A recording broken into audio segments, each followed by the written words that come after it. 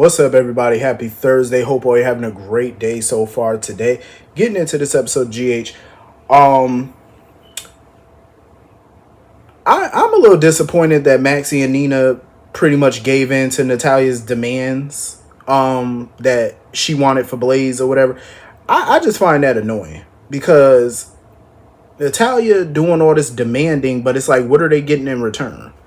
You know what I mean? Like, I really hope that Deception is really turning a profit, making good money and getting all their use out of, Blaze. I really hope that Blaze is contributing to the company's success. Otherwise, what's the point of all these demands? You know what I mean? Like, if she's not really performing, you know, I just find that ludicrous. I definitely feel like Nina is going to, have a rude awakening because she thinks that she has everything under control where Willow and Drew is concerned. Like, oh, Willow ain't going to find out this or whatever about the affair. She not going to whatever. I'm like, yeah, okay. If that's what you think. Because I feel like, yeah, Willow thinks that Drew walks on water, but we all know how Willow feels about being manipulated by people, being controlled. She doesn't like that. So I have a feeling that when that comes out, I feel she's going to feel betrayed. She's going to feel some type of way. She's going to feel like, Nina used her again or she manipulated her again. Because it's like every time Nina does something in secret, Willow gets upset about it. So I don't see this ending well for Nina. And I definitely feel like it's going to destroy whatever progress that she made with her. I just think, Nina needs to find a better way. She needs to just cut her losses with Drew at this point. You know what? I ain't even going to say she need to cut her losses with Drew. I feel like Nina shouldn't have to change anything at this point because Nina is who Nina is. And if Willow can't accept it, it is what it is. You know what I mean? Like, I don't feel like Nina should have to walk on eggshells with this girl. Nina just seems like she always got to watch what she say, watch what she do. Otherwise, she's going to anger Willow. Who gives a damn at this point? If Willow can't accept her for her, then peace out. Like, I understand that's her daughter, but still, it's like, accept her for who she is or bye. That's just my opinion on that, So anyway, moving on from that. I could definitely see Gio and Trina being together. I could see them being an item at some point, I don't want to see Trina get with anybody right now because I feel like it's still too soon for her, but I could see her and Gio, connecting. Seeing this definitely how he, reminds her of Spencer, but I want her to get with Gio based off of Gio. You know what I'm saying? Based off of his personality and stuff. I don't want her to get with him because he reminds her of Spencer or looks like him a little bit or whatever. You know what I'm saying? Like, I want her to get with him because he's him, But I also don't want her to get with him because of a rebound. She need to date when she's ready to date. But I'd rather she get with him than Jocelyn, to be quite honest.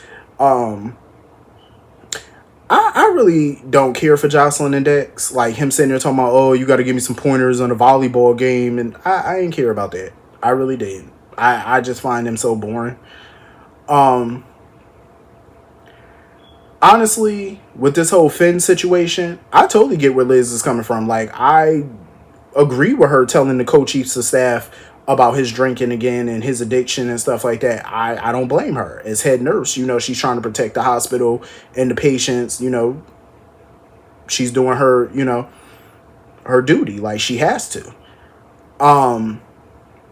But I'm a little bit on the fence about the co-chiefs of staff confronting Finn about his drinking. Because think about it, Finn had an opportunity to drink before he went to the hospital and he chose not to drink.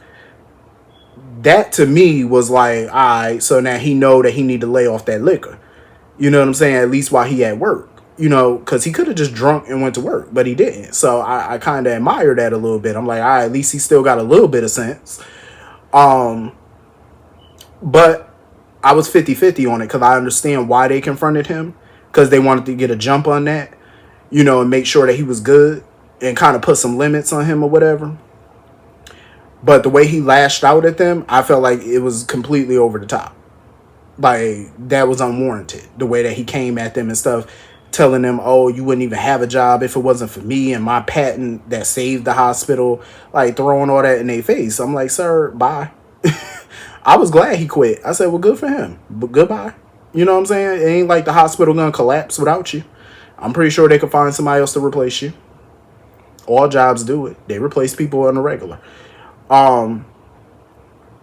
But I feel like he did kind of have a valid point about the drinking, because yes, he does have an addiction, but he has not so far came to work inebriated. So he did have a valid point on that, you know. And like I said, he could have came to work drunk. He sure enough had an opportunity to, but he didn't take it. The way he lashed out at Elizabeth, though, basically telling her, oh, stay away from me, stay away from Violet. I was like, you know what? That's doable. I felt like, you know, he did Liz a favor, because I don't see nothing wrong with her staying away from him. But as far as Violet go, how you gonna just banish her from that little girl life? I feel like he's gonna do that to anybody that challenges him in any way. So I feel like when he finds out what Chase is out here doing, he gonna probably banish him too. I wouldn't be shocked. I was like, you know what? Good riddance. I was glad, though, that he told Liz to stay away from him, because I feel like Liz don't need those types of headaches right now. Like, I get that she want to help the man, but he's beyond help at this point. He need to help himself. I do feel bad for Violet, though, because she talking about going home, and this man immediately went home and started drinking. He all shaking and breathing heavy, and now he drinking, sucking on that bottle. And my thing is, I understand Finn may have some money. I know he ain't no millionaire or nothing like that. But how long he think he gonna be able to go without working? Because at some point, them savings gonna dwindle. Like, kids ain't cheap. Them savings is gonna go before you know it. And I'm pretty sure his apartment ain't cheap. I know that rent over there ain't cheap. That's probably like a couple grand a month, especially in New York. So what he gonna do? You know, at some point he gonna have to get off that bottle. But I feel bad for, you know, for Violet, because now she talking about going home and stuff, and he's drinking. That's a recipe for disaster, in my opinion. I feel like that's gonna be the catalyst that's gonna help Chase's case against him. In my honest opinion. Hopefully nothing bad happened to Violet, but I feel like it will. It definitely will. Moving on from that. I love those scenes with Mac and Felicia. I am so glad they got a chance to canoodle. I'm glad they got a chance to just, you know, be by themselves for a minute and rekindle. I'm glad Mac eventually had a conversation, you know, while he was gone. He had a conversation with Frisco, and I'm glad Frisco was grateful to Mac, you know, for stepping up for Maxie and Georgie and stepping up for the grandkids and all that. Because in my opinion, Mac is those kids' father, and Mac is those kids' grandfather. You know what I'm saying? I don't want to hear nothing about no step parent, step granddaddy. That's their granddaddy. You know what I'm saying? Like, he has been there. So I give big props to Mac. You know, because not many people step up and take care of kids that are not theirs. You know what I'm saying? But he's one of the, you know, those people that did it. So I always commend Mac for that. Because I know that's not easy for some folks. And you could tell, like, he's very big on family. That's why I feel like Cody missing out with him. You know?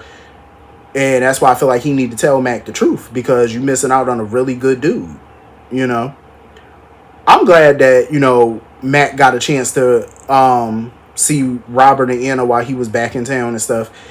And I'm glad Mac is going back to work as chief of detectives. Speaking of, where the hell is Dante at? I feel like I ain't seen Dante all this month. Where he at? Like, he MIA. All this stuff going on. I ain't seen him in a little second. But anyway, moving on from that. What was the point of Carly coming there telling Jason that Drew is running for Congress? Like, why would Jason care? Drew running for Congress has nothing to do with Jason. You know, and Carly sitting there talking about, oh, you need to call Drew, or y'all need to get together or whatever, because I feel like there's a rift between y'all because of me. It's not all about Carly. I feel like the rift between Jason and Drew is mostly because of Drew. Drew's jealous of Jason. It's quite obvious. You know what I'm saying? I still feel like Drew still feels a way about Jason because of what happened when Jason came back in 2017 and took back his life. I still feel like Drew feels, you know, slighted by that. So I feel like it's jealousy. It's definitely jealousy. There ain't no two ways about it. And I feel like Jason don't owe Drew shit. And Jason shouldn't have to reach out to Drew. You know what I mean? At all. I don't feel like he should have to reach out to Drew. And as far as his campaign and stuff, at the end of the day, who cares if the campaign brings up Jason's crimes or his alleged crimes and stuff? I mean, Jason's alleged crimes are public knowledge. He's been on the cover of many of papers throughout the years. So it's like, this campaign ain't gonna have no effect on Jason. I feel like it won't. And I didn't understand why Anna was so butthurt and so mad when she found out Drew was running for Congress. Talking about, oh, that's gonna mess everything up because it's too high profile. In my opinion, what is Jason doing for the feds? Because I haven't seen Jason do anything except count beans, coffee beans, and look at a clipboard. So what information is Jason supposed to be giving Cates about the, pipemen and all that? He hasn't given them any useful information so far. So what good is Jason to the feds at this point? I don't see him doing anything. So I really don't see how Drew running for Congress is going to mess up this investigation. I don't think it will. Jason isn't doing anything. Like, he's counting coffee beans every single day. What information is he getting? And Pikeman, everybody at Pikeman already now knows who he is. So his undercover work is compromised now. So there's nothing Jason can help them with at this point. I was happy, though, when Sam found out that Carly was the reason Jason was gone for 2 years. I'm glad Sam got pissed. I'm glad she was mad about it. Because that man spent 2 years away from his kids because of Carly. That was a choice that he made. And I'm glad Sam was mad as shit about it. And I'm happy that she went and played that, she gonna play that audio for Carly. Because Carly need to hear it. This is why this man was out of town this whole time, because of you. I would be pissed too if I was her. And what pissed me off was Spinelli was sitting there trying to defend Jason and defend his actions. There's no defending that.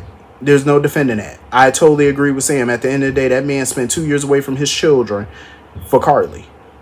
That's not a valid reason to stay away all that time. That was a dumb reason. I hope Sam light into Jason. I really do. I hope she light into his ass. Because he deserve it. He really deserved it. But anyway, I think that was pretty much everything in this episode. Hit the comment section. Let me know what you all thought. And I will see you all later. Have a great day. Peace.